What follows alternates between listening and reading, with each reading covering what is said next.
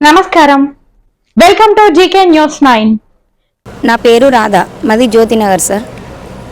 మా బాబు జ్యోతినగర్ కరీంనగర్.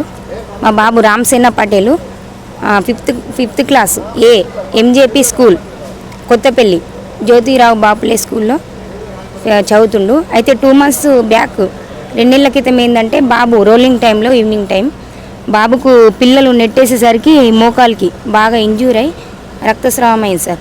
ఇంటికి తీసుకెళ్ళి ట్రీట్మెంట్ చేయించినాం. 15 days బాగా సిక్ అయిపోయింది బాబు. 8,000 ఖర్చు వచ్చింది మాకు సార్. మళ్ళీ సేమ్ నిన్న ఎస్టర్డే వీళ్ళ స్కూల్ షిఫ్ట్ చేసిరు సార్ సుల్తానాబాద్ భూపతిపూర్ దగ్గరికి. సేమ్ రోలింగ్ టైంలో ఈవినింగ్ టైం మళ్ళీ పిల్లలు నెట్టేసిరంట. మళ్ళీ సేమ్ ఇంజ్యూర్ అయింది, సేమ్ ప్లేస్లో తగిలిన ప్లేస్లోనే రక్తస్రావం అయింది సార్. ఆ మేడం కాల్ చేసింది. మేడం కాల్ చేస్తే మేడం ఇంత నెగ్లెక్ట్ ఎందుకు చేస్తారు మీరంటే నాకే వేరేగా మాట్లాడింది సార్. మాకు పిల్లలు లేరా, మేము చూసుకోవట్లేదా. మళ్ళీ వాటర్ ప్రాబ్లం సార్ అక్కడ బాగా బాబుకు అలర్జీ, బాడీ మొత్తం వాటర్ ప్రాబ్లం. మెనూ ప్రకారం ఫుడ్ లేదు సార్. ఆహారం టైంలో కూడా ఆహారం అందట్లేదంట పిల్లలకి. మళ్ళీ సేమ్ బాడీ మొత్తం టాయిలెట్ చేసే కాడ కూడా బాగా ఖరాబ్ అయిపోయింది సార్, చెడిపోయింది. ప్రిన్సిపల్ గారు కూడా నెగ్లెక్ట్గా చేస్తుర్రంట. మళ్ళీ బాబు ఈవినింగ్ టైంలో మాట్లాడితే మేడం వాళ్ళు అంటారు బాబుతో అన్నారట మీ అమ్మకి ఏమన్నా మెంటలా గట్లా మాట్లాడుతుంది. బాబు ఇంతకుముందు వచ్చేటప్పుడు కూడా అమ్మకి ఇంటికి వెళ్ళినాక చెప్పద్దు మీ అమ్మకు బాగా మెంటల్ ఉంది. తెలుగు టీచర్ అన్నదా బాబు? ఎవరన్నారు? ఏమన్నది? మీ అమ్మకి చెప్పద్దు అని చెప్పింది. ఏమని చెప్పింది? ఇంటికి పోయాక సైలెంట్ ఉండి టాబ్లెట్స్ వేసుకొని రెస్ట్ తీసుకో అని చెప్పింది. ప్రిన్సిపల్ గారు ఏమన్నా? ప్రిన్సిపల్ సార్ ఫోన్ మెల్లు టెన్షన్ పడకు, సార్లు కూడా టెన్షన్ పడకండి, ఇప్పుడు మెల్ల ఫోన్ చేసి మాట్లాడదామని చెప్పిండు ఏమైందో అని.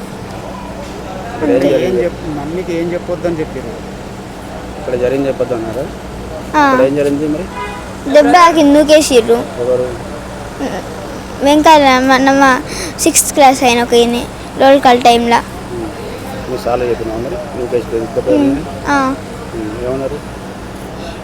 డ్రెస్సింగ్ వేసిర్రు, సిక్ రూమ్లోకి తీసుకోపోయి తర్వాత రెస్ట్ తీసుకోమన్నాడు అంతే.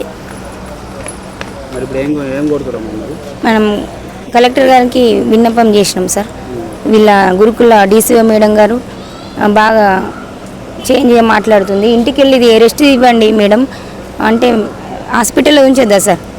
అలా చిన్న చిన్న స్టోన్స్ ఉన్నాయంట, ఒకటి పెద్ద స్టోన్ ఉందట, దాన్ని క్లీన్ చేయించి మళ్ళీ ఎల్లుండే స్కూల్కి రమ్మన్నారట టీచర్స్ వాళ్ళు.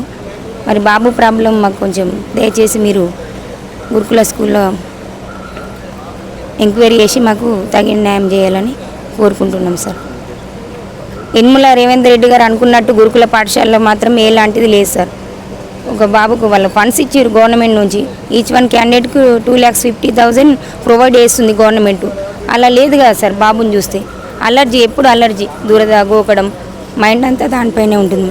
1 month స్టడీ బ్రేక్ అయింది సార్ మొన్న. మళ్ళీ ఇప్పుడు 1 month బ్రేక్ అవుతుంది. బాగా ఇంజూరీ అయింది సార్. దయచేసి మాకు న్యాయం చేయండి సార్ పిల్లలకి.